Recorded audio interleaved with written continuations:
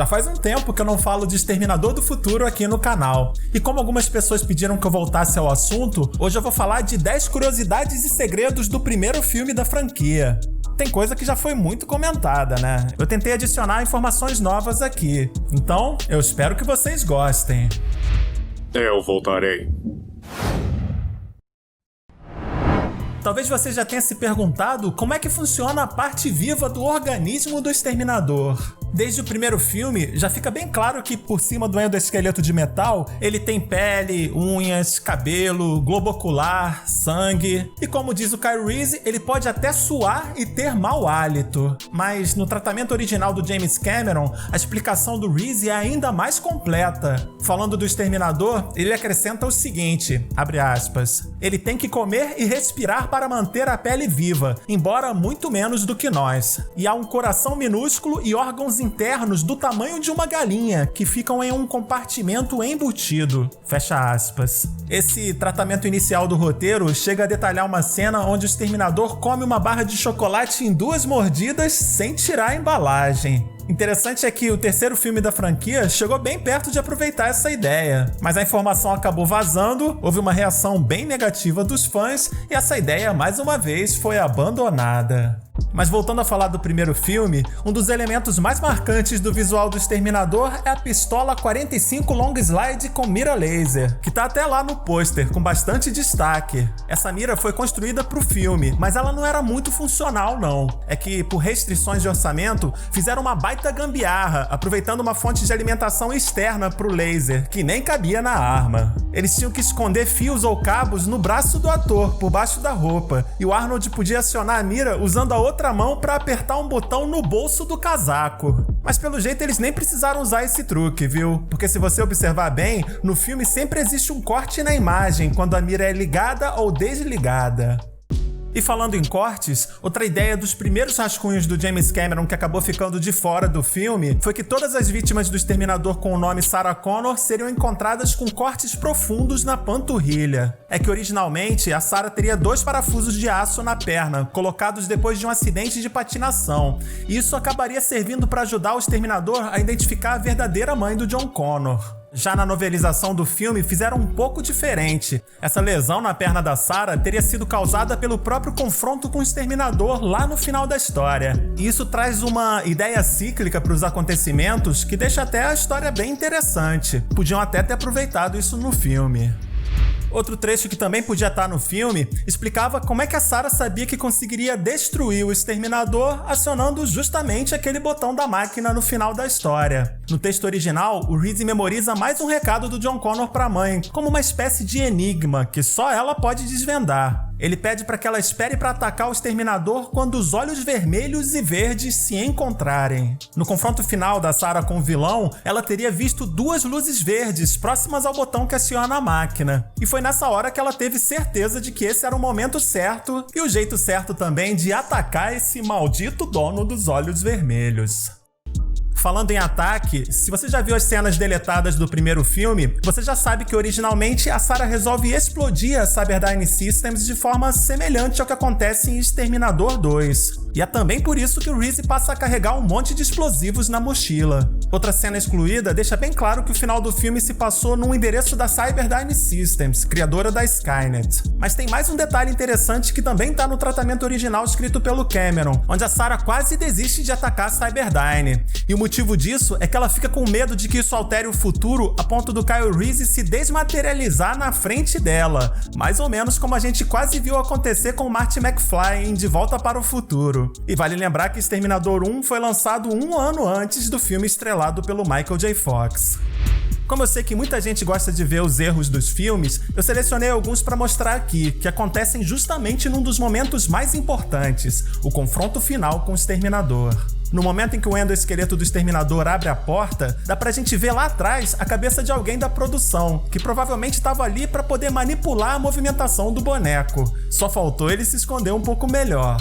Quando o Reese dá vários golpes no Exterminador, um deles acaba rompendo uma parte do pescoço do endoesqueleto, que logo depois já aparece totalmente normal. E quando o Exterminador acerta o Reese, por uma fração de segundo fica bem claro que quem tá ali na verdade é um dublê, bem diferente do ator Michael Biehn. Mas todo grande filme também tem suas falhas, né? E quando o final é envolvente, dificilmente alguém fica reparando nesses detalhes.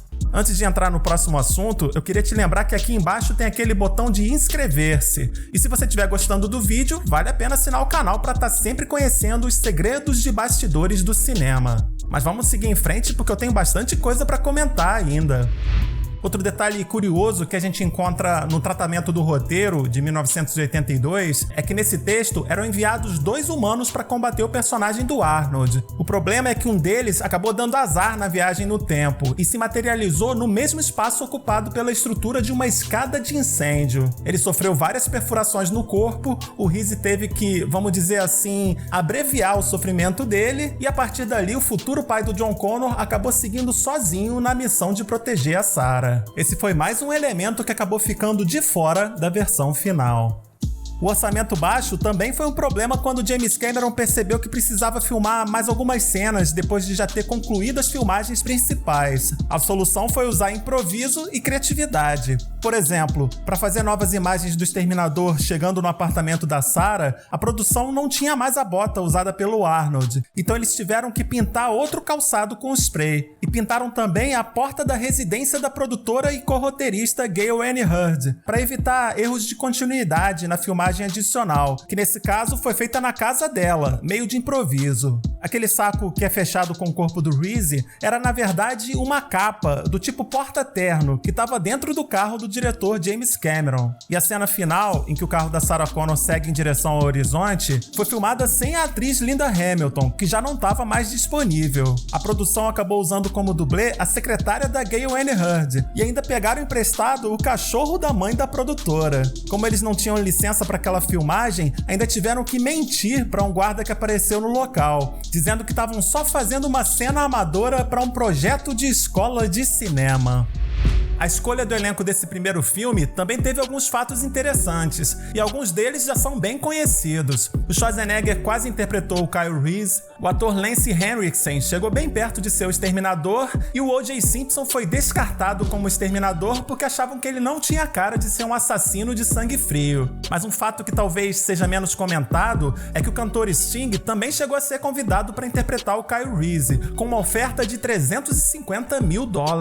Mas o astro acabou recusando, porque o Sting já tinha que conciliar uma turnê mundial com o compromisso que ele tinha assumido de estrelar o filme Duna, de 1984. Filme que, aliás, não foi muito bem recebido e acabou virando um baita fracasso de bilheteria, bem diferente do filme do James Cameron. Mas o sucesso de Exterminador do Futuro não livrou Cameron de alguns obstáculos no meio do caminho, e um deles foi a acusação de ter plagiado o escritor Harlan Ellison, principalmente pelo episódio Soldier da série The Outer Limits. Aqui no Brasil, muitos conhecem essa série como a Quinta Dimensão. Nesse episódio, 2 soldados inimigos do futuro viajam no tempo por acidente, e um deles, que se chama Quarlo, é capturado e passa a ser estudado por um especialista em línguas. Na conclusão da história, o Kyle, ou melhor, o Quarlo, vai morar na casa da família desse especialista, e o soldado acaba se sacrificando no último duelo com o vilão, que a essa altura já tinha se materializado por ali. A dúvida final é se ele fez isso como um instinto de batalha ou se foi para proteger aquela família. Entre as semelhanças das duas produções, dá pra gente destacar o início, com algumas imagens da Guerra do Futuro, partes do interrogatório do soldado e também uma cena impossível de ignorar, onde é explicado que os gatos são usados no futuro para ajudar a detectar o inimigo, igualzinho os cães de Exterminador do Futuro. A discussão sobre a semelhança entre as obras acabou sendo resolvida com um acordo financeiro, e também incluíram uma mensagem de reconhecimento ao trabalho do Harlan Ellison. Você pode ver isso nos créditos finais do filme. Muita gente também identifica semelhanças do clássico do James Cameron com pelo menos mais 2 episódios dessa mesma série. Um deles é O Demônio da Mão de Vidro, que é do mesmo autor. É a história de um homem do futuro que tem um braço computadorizado e acorda sem memória nos dias atuais. Ele tenta desvendar a própria história enquanto é caçado por alienígenas que também vieram do futuro. Mas tem outro episódio que é brabo, viu? O nome dele é O Homem que Nunca Nasceu, escrito por Anthony Lawrence. Aqui, o protagonista também é um homem do futuro, só que ele é uma espécie de mutante que foi deformado por um desastre biológico que atingiu toda a humanidade. Mas o impressionante é que ele viaja para os dias atuais com o objetivo de impedir o nascimento do cientista que no futuro iria causar esse desastre mundial. Alguém percebeu alguma semelhança aí? E aí, gostou do vídeo? Então deixe seu comentário aqui embaixo. E como eu sempre digo, o like ou dislike fica por sua conta. Um grande abraço e até a próxima!